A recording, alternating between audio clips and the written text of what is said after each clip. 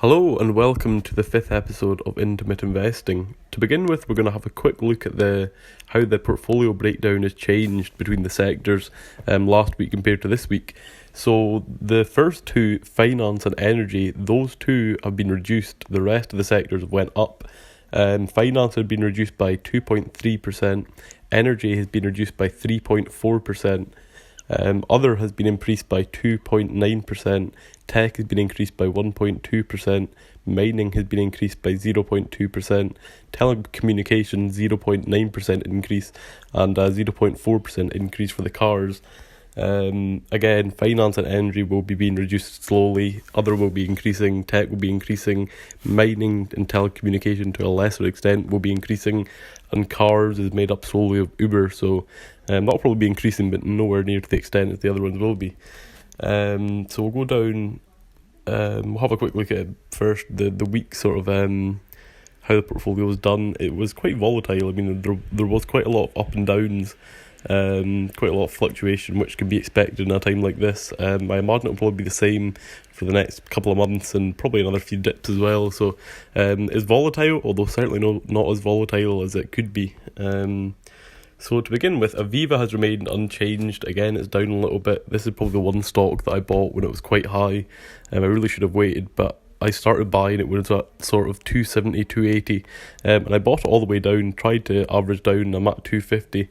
However, my plans for my portfolio doesn't really allow me to buy too much more of it. I mean, I've already contributed £537 to it, so I mean, it might well increase by another 10 or 20 shares, possibly if it drops to maybe 10% below what it is now, to allow me to average down a good bit, although there really isn't the possibility of me averaging down too much with my plan in mind. I probably will make a video of my overall plan for this year's investing in the coming years at some point to give you a better understanding of what my goals are. However, I'll leave that for now. Shell, I increased by 1 share. I managed to get my average price down by 1 pence, which is nothing to write home about. Again, this is slowly getting increased to eventually become about the same level as Aviva. EP has been increased by 5 shares. My average price has remained the same, which is £3.07. Again, I'll be increasing it the same as Shell. Lloyds I've increased by 100 shares, and I managed to get my price down from 30.8 pence down to 30.5 pence. So a slight decrease there from buying so many shares, and I will be buying more. It's quite low at the moment. I was thinking it was going to bottom out at about the 30 pence mark, so I wasn't really minding having my average share price on the 30 pence mark. However, if it is going to sort of fluctuate to the 28 pence mark often, then I might try and increase my allocation, try and get it to the sub 30 pence mark for my average share price.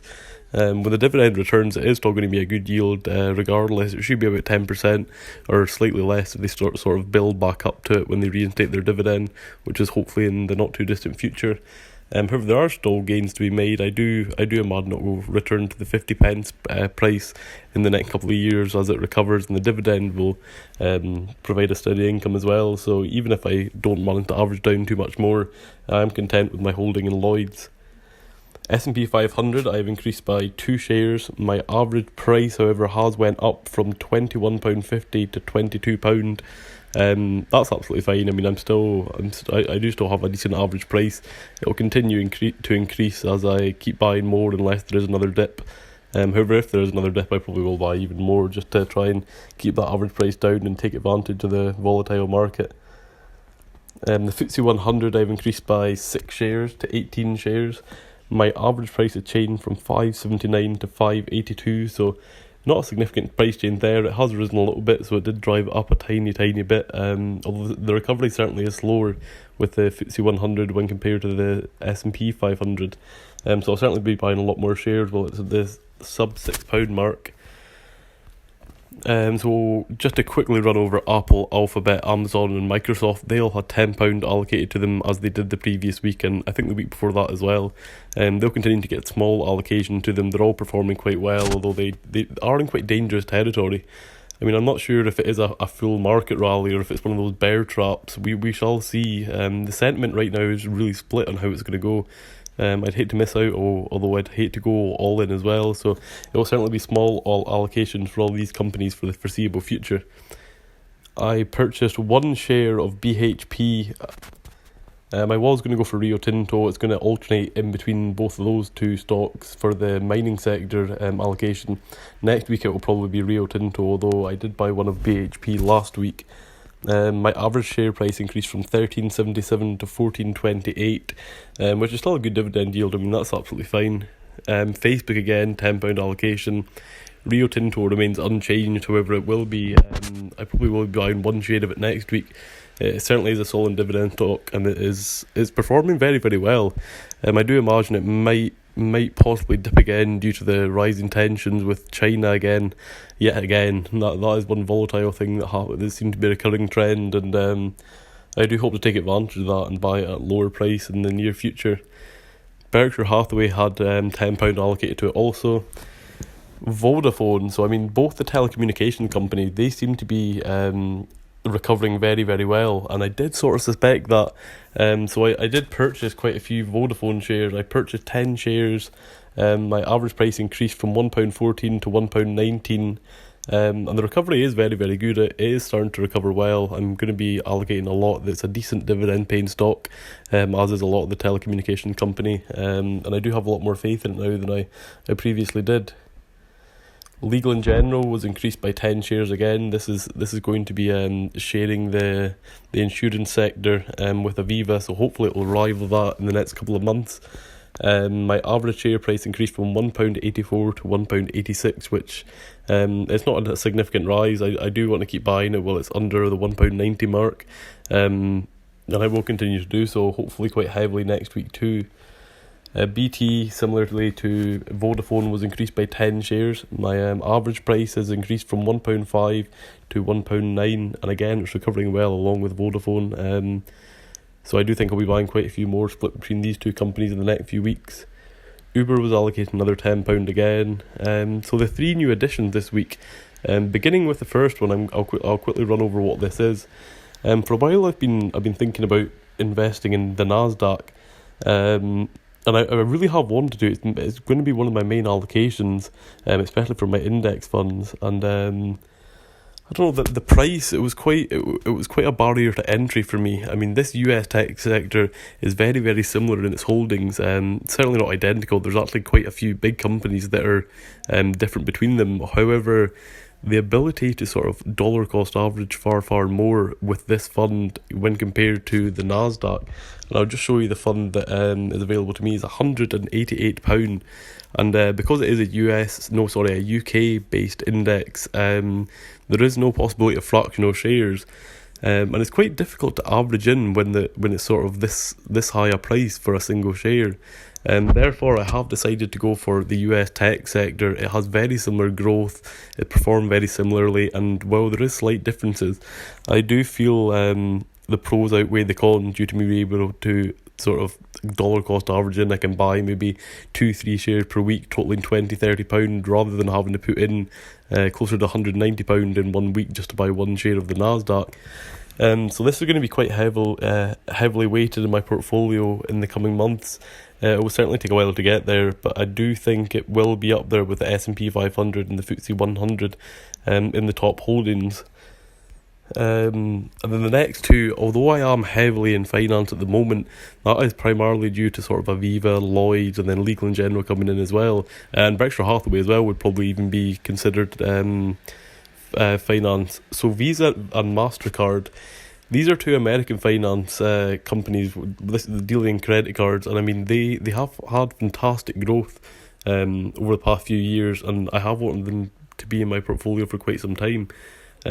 These again will probably have £10 allocated to them every week, just slowly, gradually, just in order to increase my allocation of my US growth stocks. Next week we're going to have a look. So I talked about Carnival and Wetherspoons. They are still on the horizon for me, as is Boeing, although they're all quite, their recovery is far in the future. Wetherspoons more when the pubs start to open, which is actually now, although I don't know, there's still a lot of uncertainty with lockdown and the coronavirus, so I really don't see a rush in getting into these stocks. Say Carnival and Boeing are the same. They're not going to resume operation for a significant period of time, and the share price is probably going to reflect that for a significant period of time. Therefore, while I do want a holding in them, they really are not top of the priority. PayPal, that was similar to Visa and MasterCard. I mean, they're taking off quite well right now due to the lockdown. I would like to get some shares into these, however, that massive spike, I don't know, I'm going to see how that goes first, and then I'll probably ease into the position. HSBC, that has dropped in price due to sort of the rising tensions with China and the US, especially since China just drafted a new law to allow more powers over Hong Kong. And I don't know, whenever something like that happens, it really does give you a lot of uncertainty, especially since HSBC is so heavily invested and operates primarily almost in Hong Kong, despite being a London-listed company. So the share price is very, very attractive at the moment, considering its dividend, which should give well over 10% dividend yield. So I think I will be buying into this to accompany the Lloyds shares in the UK banking stocks. And there's still quite a lot of diversification there, obviously, because Lloyds is very focused on the UK, and then HSBC is very Asia orientated, which means I'm not too sort of heavily into the UK banks, despite them both being UK banks. No, I think the other possibilities were at the bottom. Tesla, I would like to get into Tesla. That's going to be one of the growth stocks that I go for. Hopefully there's a dip, because obviously it is very speculative, very, very volatile at the end. I mean, possibly great payoffs, although if I was to buy now and then it to tank in price, it would be, I don't know, it would not be great. So I think I'll be watching that and hoping for a better entry point. So GSK, which is GlaxoSmithKline. This is a UK pharmaceutical company which is quite heavy in the vaccine sort of industry. I think there is quite a lot of potential for them to come out with a vaccine, or even to aid in the production of vaccines and getting it rolled out. So I think I'd probably be buying some shares of this in the coming weeks, possibly not next week. It has a dividend yield of about 5% as well, which is very attractive, and I do think there are some quite good prospects for it. So I do think I'll probably be buying this and adding it to the portfolio soon. Nvidia as well, that's going to accompany the US growth stocks. I do think it has a lot of potential. They are involved in a lot of sort of machine learning and the graphic card used for a lot of autonomous sort of industry. So I think they're definitely one to watch, and I will be adding to it. Slack as well, I'll probably be buying a small holding in, possibly not next week, although I do think they're set to thrive during the coronavirus, and they are a relatively young stock, so I think there is a lot of potential there. That's similar to Uber, that is far more speculative rather than sort of a guaranteed growth stock, or not guaranteed, but the blue chips. I mean, you have far more confidence that they will provide that sustained growth. So here too, SSE and National Grid. I think I'll probably be going into these at some point in the coming future. This is I've had them earmarked for a while to make up another sector in my UK dividend stocks, and they both pay a good dividend. The only thing that's holding me back is that SSE, they're starting to lose a lot of ground to these smaller companies which are focusing more on renewables, and they do seem to actually offer a better pricing package than SSE, and they are losing a lot of customers to them, as are all of the sort of the UK Big Five energy companies that they're termed. I'm going to watch the situation a little bit more closely, but if I do sort of bite the bullet, then SSE and National Grid could potentially be making up another sector in my UK dividend stocks, and they'll probably be split evenly between them. So then AstraZeneca. This is another company similar to GlaxoSmithKline, and there is a lot of potential for them to make a vaccine.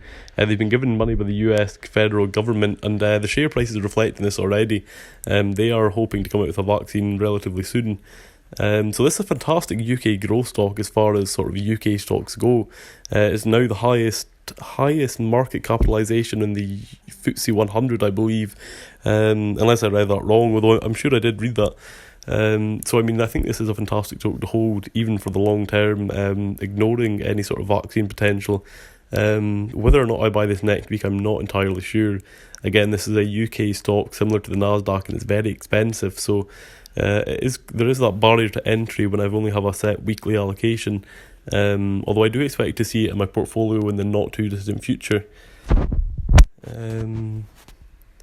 So yeah, that's all the new addition that I'm thinking of for next week. We'll have a look at my own stock, my current holdings, and I'll let you know which ones I feel I'll be adding to next week.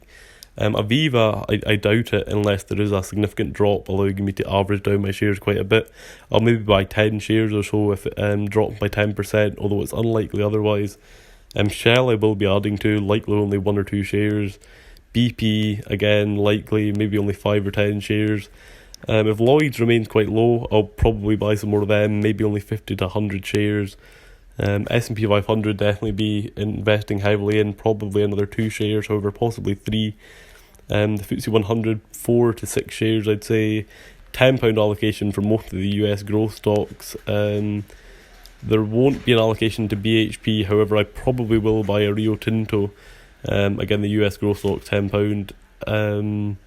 I will be investing quite heavily into Legal & General, probably another 10 shares, although possibly 15, just so they can rival Aviva a bit sooner and they can have that diversification, because I did think Aviva would bounce back a lot faster, and it really hasn't, and it truly is sort of holding the portfolio back from growth. It's not something I'm concerned about, because I do think it's a solid stock and I know it will recover eventually, but I would like to have that sort of hedge against sort of Aviva having a sustained period of no growth by having Legal & General rival them a bit more in allocation. And BT as well I'll be adding to, and Vodafone, they'll both be getting about 10 shares added to them, possibly 15. Uber a small allocation.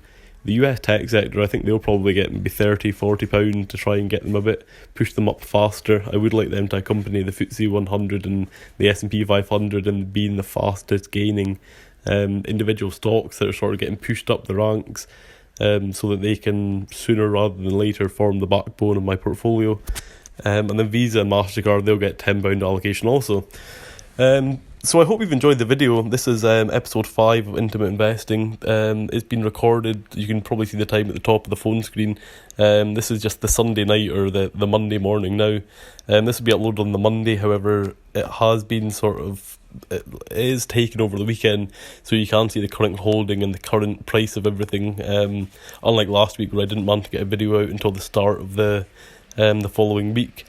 So I hope you've enjoyed, and I'll see you all again this weekend coming to update you all on how all the allocations are going and how the portfolio is doing and how things are going forward. So yes, I shall see you next time.